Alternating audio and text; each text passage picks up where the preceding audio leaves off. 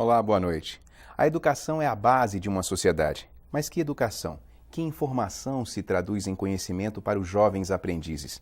A educação e seus novos desafios é o tema do programa de hoje. E eu tenho o prazer de conversar com o educador Cláudio Moura Castro. Boa noite, professor. Boa noite. É um prazer recebê-lo aqui no Ideias da Aldeia. Professor, é comum se escutar exatamente isso, que a educação é a base de uma sociedade. Mas, na prática, qual o papel da educação para o desenvolvimento de um país ou para tirar um país do subdesenvolvimento? Bom, nós tivemos casos de países do petróleo que deram um salto sem educação. Tivemos o caso do Brasil, que deu um salto durante algum tempo, sobretudo no século XX, com muito pouca educação. Agora, são gloriosas exceções. Se a gente for olhar pelo mundo afora, nós não vamos ver nenhum país que deu certo que não tenha investido obstinadamente na educação por um longo período de tempo. Não são os gestos heróicos. É o todo dia que tem que mudar. É o todo dia que tem que ser levado a sério. Portanto, educação não é assunto de governo, de Estado. Educação é assunto de todo mundo. Quer dizer, ou bem a sociedade se convence que tem que levar a educação a sério, e levar a educação a sério é criar espaço em casa para o menino fazer dever. É a novela ou é o menino fazendo dever? São os amigos ou são os pais acompanhando o que o aluno está fazendo? Começa a partir de práticas simples assim. Começa a partir de práticas simples. Quer dizer, existem alguns laboratórios naturais, por dizer assim. As populações da Ásia, sobretudo do leste da Ásia, que chegaram como imigrantes nos Estados Unidos, com muito pouca educação, alguns analfabetos. Os filhos têm resultados extraordinários na escola. Muito diferentes dos latino-americanos, de africanos, etc. E o que as pesquisas mostraram? Chega em casa, noitinha, chega o pai, chega os meninos, limpa a mesa da sala, o pai senta, bota a meninada em volta e ele vai ficar de bedel, porque muitos deles são analfabetos. Não tem a menor condição de ajudar o filho no dever para casa, mas ele fiscaliza. E esse menino tem um resultado extraordinário na escola. Quer dizer, todos os problemas de educação de imigrantes não são problema com as populações do leste da Ásia. Vietnã, Laos, gente muito pobre, muito pouco escolarizada, mas eles têm aquela coisa de Confúcio, da obsessão com a educação e da disciplina. Então começa por aí. Não adianta botar a culpa no governo. O governo é o resultado do povo. O governo tem bons radares. Quando o governo se dá conta de que basta fazer discurso, não precisa fazer, o que ele faz? Discurso. Agora, essa é uma tese interessante, porque aí ele ia perguntar, quando que a educação dá certo, então? Quando se tem dinheiro, competência técnica ou simplesmente vontade de fazer? Vontade de fazer em todos os níveis. Não é? Quer dizer, os políticos e administradores, eles têm bons radares. Eles capturam o que a sociedade quer. Hoje no Brasil, qualquer político sabe que se não tiver vaga na escola, não dá. Quer dizer, isso é inaceitável. Mas os políticos não estão... Claro, existem as exceções, que são as pessoas que fazem as coisas andarem. Mas os políticos captaram que a população é bastante insensível à qualidade da escola. Pelo contrário, ela até acha que a escola é boa, quando a escola é péssima. Então, o que eles fazem? Eles dirigem os seus esforços, dirigem os orçamentos da nação para fazer aquilo que a população acha que é mais importante, o que quer que seja. Agora, falar em dinheiro, professor, muitos sistemas ficam paralisados sob a alegação de que os salários dos professores são baixos. Essa relação, bom salário de professor, qualidade de ensino, é necessariamente verdadeira? Estatisticamente, ela não existe. Quando a gente compara os estados do Brasil, não existe nenhuma associação entre nível de salário e o desempenho dos professores. Alguns estados que têm salários bem baixos têm educação que está no topo, e outros, pelo contrário, que aumentam muito os salários. A educação não é grande coisa. Não há essa associação. Claro que a gente tem que fazer um grande esforço para melhorar o salário dos professores, melhorar as condições. Agora, o que é relativamente barato? Ou praticamente que é de graça, que também melhora muito a situação dos professores? É criar uma atmosfera positiva. Por que os professores, às vezes, vão ganhar menos na rede privada? Porque é agradável ensinar na rede privada. A estrutura é melhor. Porque a estrutura é melhor. Porque há um ambiente mais favorável. Então, é preciso investir nesse ambiente, é preciso que os professores sejam valorizados, é preciso que a direção da escola, a escolha do diretor é crítica, e pelo que eu entendi conversando ontem com o vice-governador, aqui parece que o Estado deu um grande salto nessa direção. Pois é, a Secretaria de Educação do Estado tem investido muito na educação, investido em salário de professor, reformando as escolas, proporcionando aos professores uma formação superior. Agora, isso não se traduz em melhoria imediata da qualidade de ensino. Quer dizer, tudo isso não é suficiente para uma melhoria, pelo menos a curto prazo, na relação em sala de aula. Eu acredito que essa não seja só uma realidade do Acre. Não. O que se pode se fazer nesse sentido? Tudo em educação leva um certo tempo. É claro, quando as coisas estão muito ruins, você conserta essas coisas e a melhoria, quer dizer, se os alunos não têm nenhum livro, você bota um livro, melhora. Se os alunos têm 6 livros, você bota 7, o adicional é pequeno. Então, esses são fatores importantes. Por outro lado, nós temos na área do professor, nós temos uma oportunidade perdida e um enguiço. A oportunidade perdida é que é da natureza humana que quando você é mais louvado, mais premiado, você faz mais, e que quando você sente que você está sendo de alguma forma censurado, você tem um incentivo para melhorar. E o que existem hoje são vários mecanismos que premiam os professores que têm um melhor desempenho. E o Brasil já está começando a introduzir esse mecanismo com bastante sucesso. Então, isso é uma coisa que tem sentido. Esse é um grande pepino. A carreira do magistério, e com muitas outras carreiras, elas se estruturaram em períodos que a expectativa de vida do brasileiro era da ordem de 50 anos. Em 1900, a esperança de vida do brasileiro era 30 anos. Então, essas aposentadorias foram pensadas para um período em que as pessoas, em média, morriam com 50 anos. Então, aposentavam com 40 e poucos por tempo de serviço. Hoje em dia, o brasileiro médio tem uma esperança de vida de 70 anos. Um professor que está acima do nível do brasileiro médio, ele tem uma expectativa de vida que deve estar beirando os 80 anos. Então, o que acontece?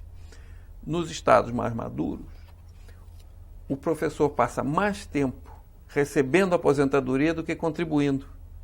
Então, não há fisco que aguente pagar salários decentes para o professor. O professor ganha aposentado mesmo que ganha trabalhando. Então, em 2 ou 3 estados brasileiros, o gasto com os aposentados já é maior do que a folha de pagamento. Isso é uma bomba relógio. Professor, hoje muitas informações permeiam a vida dos alunos. Aliás, nós vivemos hoje num mundo onde as informações chegam até nós de uma forma muito intensa, muito rápida também. Mas que informação é fundamental para um currículo escolar? O que é excesso e o que é fundamental para a formação de um currículo escolar? Primeiro, o que interessa não é informação, é formação.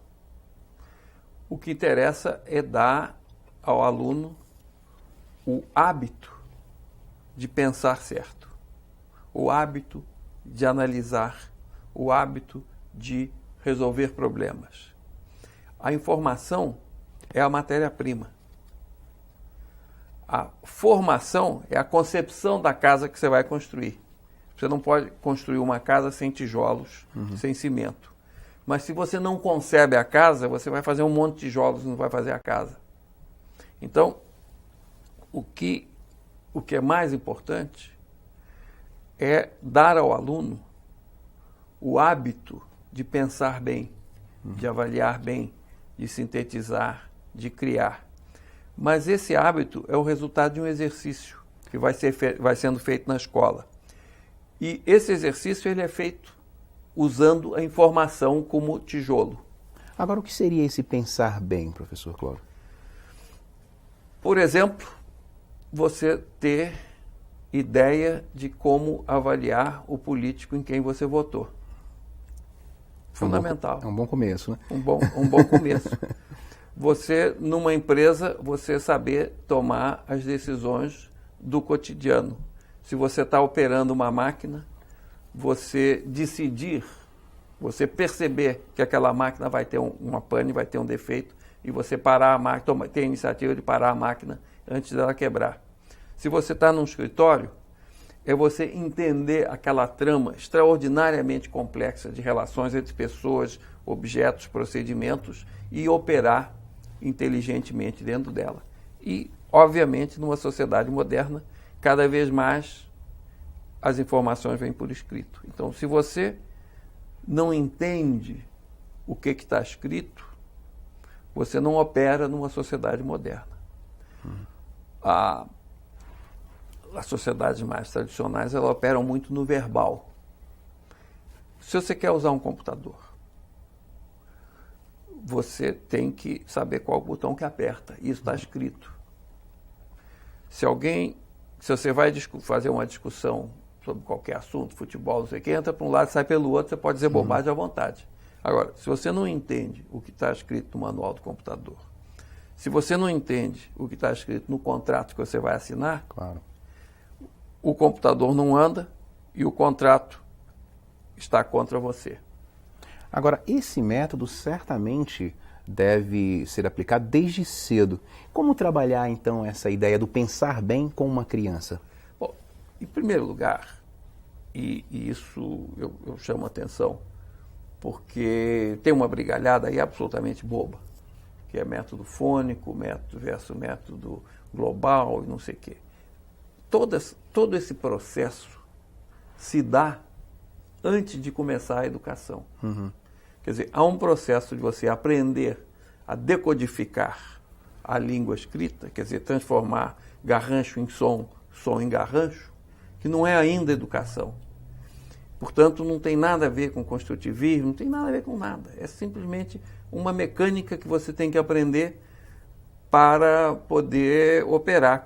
Da mesma forma que você tem que aprender, tem que se lembrar o número telefônico, o número telefônico dos seus amigos, dos seus parentes. Então, você tem que decorar que aquele garranchinho escrito no papel corresponde a um som e vice-versa. Então, toda a controvérsia de aprender começa tudo tendo que aprender a fazer essa ponte entre o som e o garrancho. Depois de feito isso, aí a gente começa a discutir teorias de educação. Mas, no fundo, a educação tem a ver com é muito parecido com a ginástica da academia. Na ginástica da academia, a gente vai desenvolver alguns músculos. Na educação, você vai desenvolver aqueles músculos mentais que permitem a você fazer raciocínios corretos. Então, é um exercício que você vai fazendo. Você aprende geografia, muito menos porque você precisa conhecer a capital da Mongólia, porque você precisa construir esses esquemas mentais que te permitem ler o mundo e te permitem praticar certas coisas. Quer dizer, por que latim? Não tem o menor interesse, você não vai encontrar textos em latim. Mas as declinações latinas, as estruturas sintáticas do latim, elas têm um grau de lógica e complexidade que são um bom exercício mental. Não estou dizendo que se deva aprender latim, voltar a latim, isso é outra conversa. Mas apenas entender que grande parte do que se faz na escola é útil e inútil. É útil no sentido de que te exercita capacidades que são vitais no mundo real. Inútil no sentido de que aquela informação vai servir para alguma coisa, daí para diante. Professor Cláudio, nós temos que fazer um breve intervalo, mas vamos continuar nossa conversa no próximo bloco. Pois não. Não saia daí, o Ideias da Aldeia volta já já.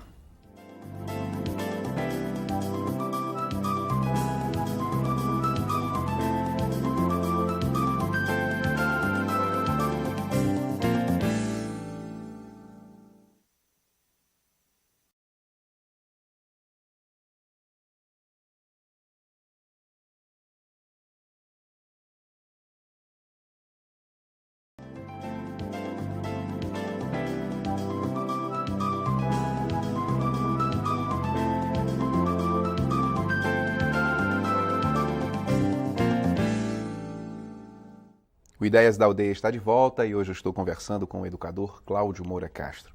Professor, nós fechamos o primeiro bloco falando do excesso de informação nos currículos escolares. Esse problema afeta também as universidades? Eu tenho percebido que muitas vezes as universidades elas conduzem pesquisas que têm pouco sentido prático, quer dizer, que interferem muito pouco na vida das pessoas. E isso está relacionado ao currículo a que os alunos estão submetidos. Em todos os níveis, nós temos nós podemos até falar de um princípio. Não vamos também fazer grande tralalá com isso. O princípio é o seguinte: não adianta tentar ensinar mais do que o aluno pode aprender. O aluno sério, o aluno malandro é outra coisa. Mas se nós tomamos um aluno sério, um aluno médio que nós temos diante de nós e varia muito de uma turma para outra, de um estado para o outro, o nosso objetivo é ensinar para esse aluno real no ritmo que ele pode aprender. Então, o que eu estou dizendo vale para todos os níveis. Então, o que acontece? É preciso ensinar pouco para o aluno aprender muito. É essencial que o aluno lide com poucas ideias, para que ele possa usar essas poucas ideias para aprender a pensar. Porque se é aquela enxurrada, se é aquele dilúvio de informação, de ideia, não sei o que vai acontecer? O erro crônico. Vai ter que decorar, porque não tem tempo para aprofundar. Então, a educação tem a ver com um exercício em profundidade com algumas poucas ideias. O resto é aquilo que atrapalha o processo de educação. Não há nada que atrapalhe mais a educação do que o excesso de volume de informações. E desde o primário até o fim da linha que esse problema existe. É um problema crônico na educação brasileira, é um problema crônico no ensino médio, e as universidades também tentam ensinar mais do que o aluno dá conta de aprender. Resultado, ensinou demais, aprendeu de menos. Bom, existe sempre um dilema clássico. Se você ensina coisas úteis ou se você ensina coisas que desenvolvem mais o intelecto.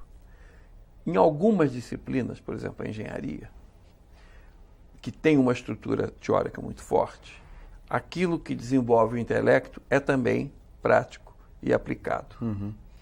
Agora, tomemos uma disciplina como economia, que é uma disciplina bastante teórica, que tem uma estrutura, uma densidade analítica muito grande. Mas ela não é imediatamente aplicável.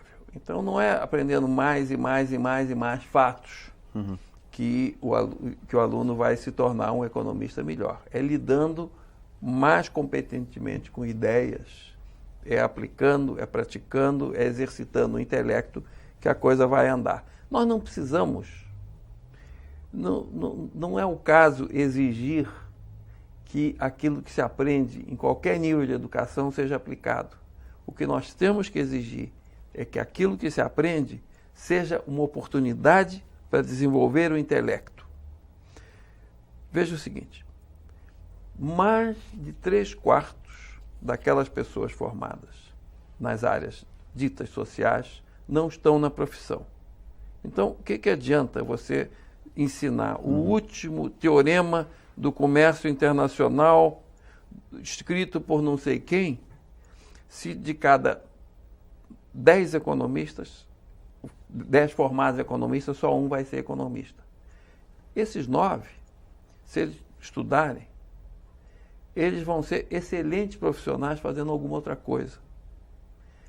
É assim no Brasil, é assim nos Estados Unidos, é assim no mundo inteiro desenvolvido. Essa ideia de que existe uma correspondência entre diploma e o que se vai fazer depois, isso só existe em país muito atrasado, onde a educação superior é um pinguinho e tem falta de tudo. Então, aquele advogado único, os 3 ou 4 que aparecem, eles vão ser empregados como advogados.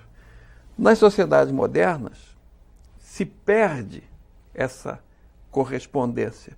Inclusive, se nós tomamos, num país como os Estados Unidos, por exemplo, o recrutamento para as posições que levam aos níveis mais altos, não interessa a formação de base. Desde a década de 60, que a IBM recruta os seus trainees, que vão ser os diretores, conjuntamente entre administradores, economistas, advogados e engenheiros. É a mesma seleção, entra todo mundo pela mesma porta. Ou seja, o que eles querem é gente que passou na escola e aprendeu a pensar. Então, nesse sentido, o importante é aprender a pensar. Aprender a pensar. E, da segunda parte da sua pergunta, a pesquisa. Nós sempre gostaríamos que as pesquisas efetivamente resolvessem problemas práticos da sociedade. Mas nós sabemos que isso não pode acontecer, porque a pesquisa envolve um salto no desconhecido. E se realmente é um salto no desconhecido, há uma margem de erro e há erro. Claro. Então, a pesquisa vai errar muito.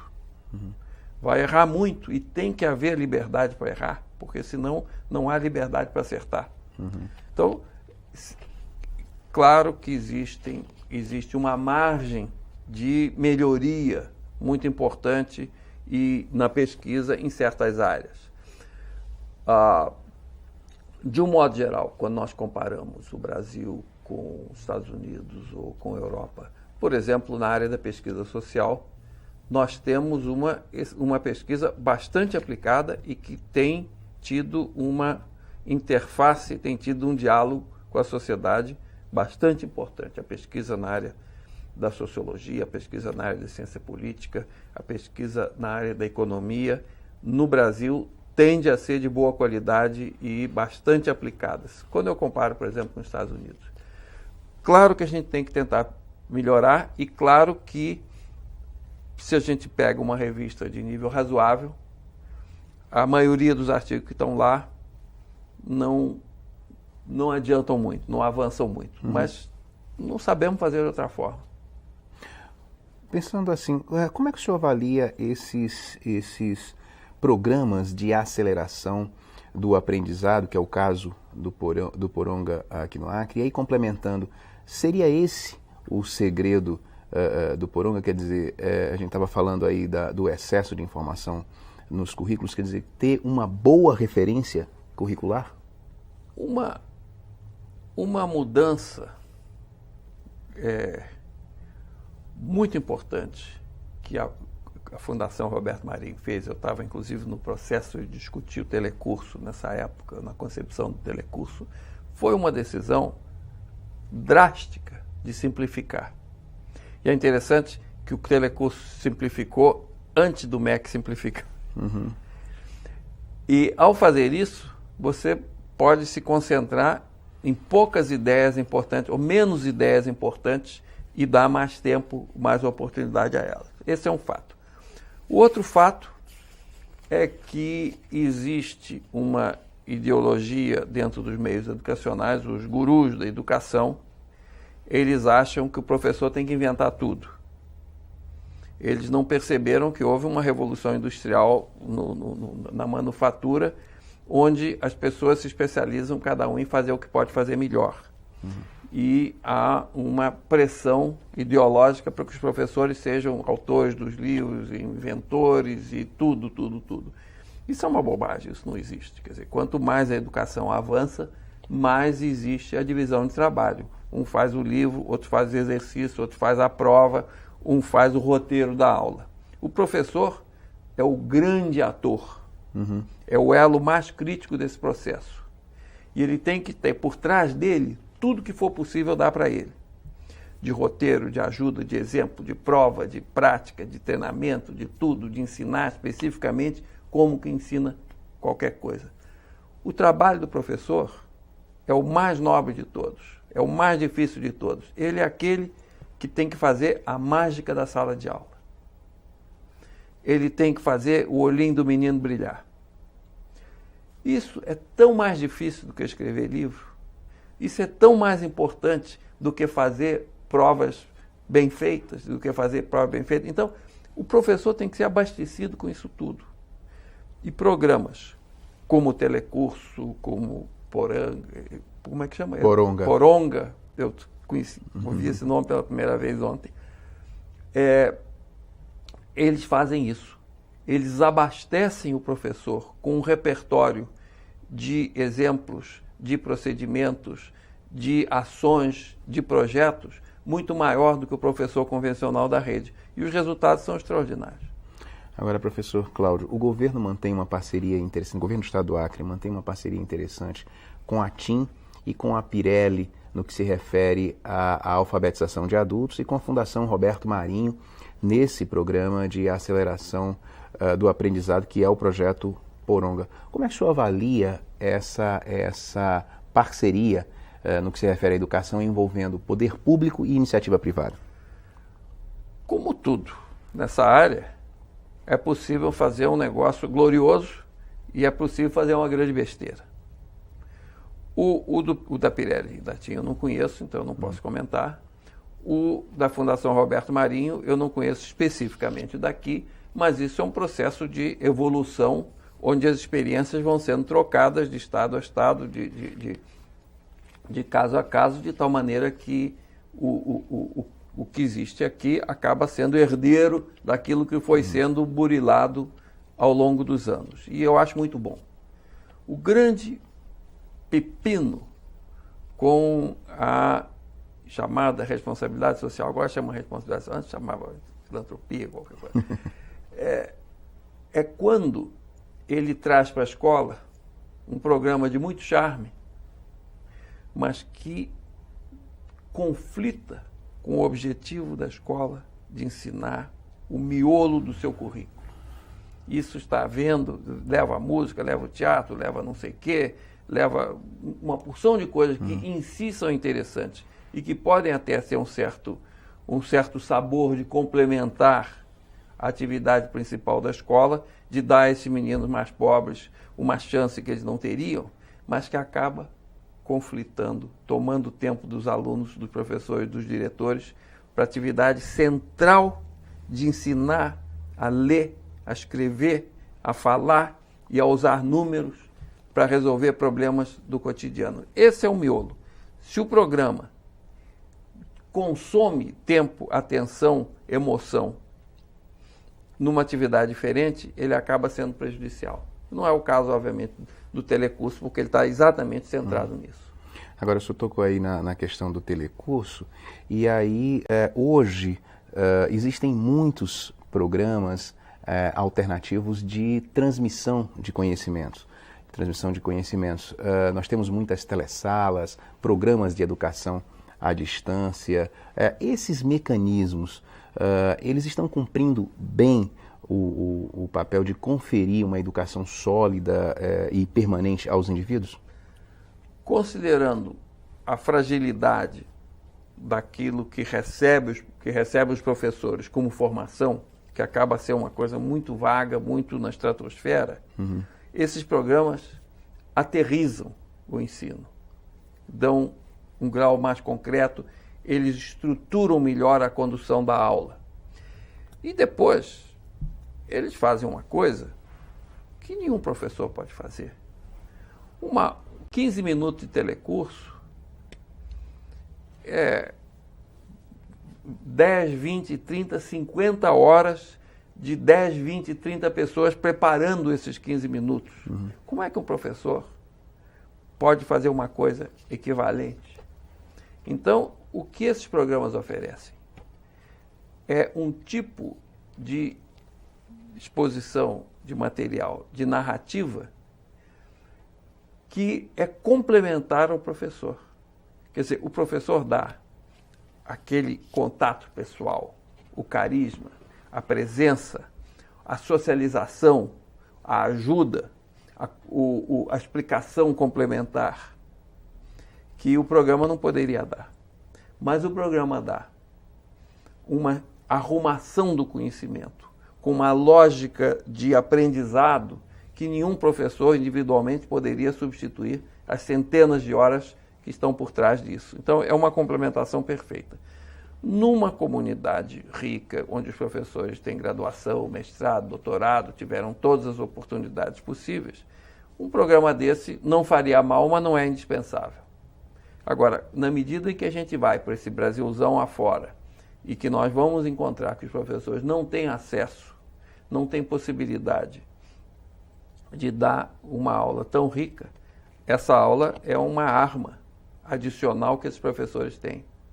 Agora, professor Cláudio, aqui no Acre, a educação indígena, ela tem ganhado muitos prêmios, tem sido referência, ela é apresentada em 2 línguas. Agora, existem comunidades indígenas que mantêm preservados os seus traços culturais, mantêm preservada a sua identidade cultural e não quer saber de nenhum programa de educação. E aí, quando aparecem esses indicadores de desenvolvimento humano, o Acre sempre figura nas últimas colocações, porque questões como essa puxam a nossa referência para baixo. Por exemplo, eu me lembro que a Unicef, eu acho que trabalha com o Índice de Desenvolvimento da Infância. IDH. Que tem referência, por exemplo, o número de creche nos lugares. Acontece que creche não está na necessidade do dia a dia das pessoas que moram na maioria das cidades do Acre. Então, como lidar com esses índices que estão voltados para o urbano? Como esses lugares podem aferir aí o seu sucesso a partir de suas referências culturais? Bom, em primeiro lugar, governa-se para o povo, não para o índice. O governo não pode pautar o seu comportamento para melhorar o índice da Unicef. Então, a solução tem que estar numa rearrumação desses índices, num acerto, numa negociação, para que isso seja corretamente levado em consideração. O índice é sempre uma simplificação. Todo índice, ele envolve uma informação que é pescada no meio de muitas, mas às vezes, e espera-se que essa seja a mais importante, mas há circunstâncias em que essa não é a mais importante. Há outras coisas que foram ignoradas. Quer dizer, um índice sempre introduz algum grau de distorção e é preciso que se entenda, quer dizer, é preciso que se recalculem esses índices de uma forma diferente e que tenha formas alternativas. Enfim, eu não entrei muito nesse assunto, mas posso ver para onde é que está o problema. Bom, o programa está chegando ao final, professor, mas eu queria lhe perguntar, assim, tomando por base uma pessoa bem informada, um professor, doutor, como o senhor, ainda se tem o que aprender? Olha, se eu parar de estudar, em primeiro lugar eu morro, né? E em segundo lugar eu vou ficar para trás. Quer dizer, eu tenho 67 anos, tenho uma jornada de trabalho da ordem de 12 a 14 horas por dia e grande parte desse tempo, mais da metade desse tempo é estudando. Então, eu não vejo alternativa para mim pessoalmente. E acho que, em primeiro lugar, é um fator de sobrevida, de vida física. Eu acho que se eu parar de fazer o que eu faço, eu vou morrer. Então, para mim, é uma política de sobrevivência.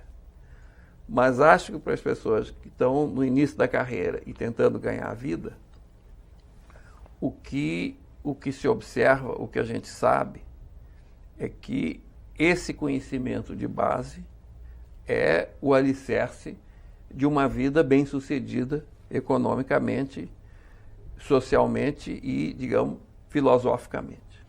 Professor Cláudio, eu queria agradecer muito a sua participação aqui no Ideias da Aldeia.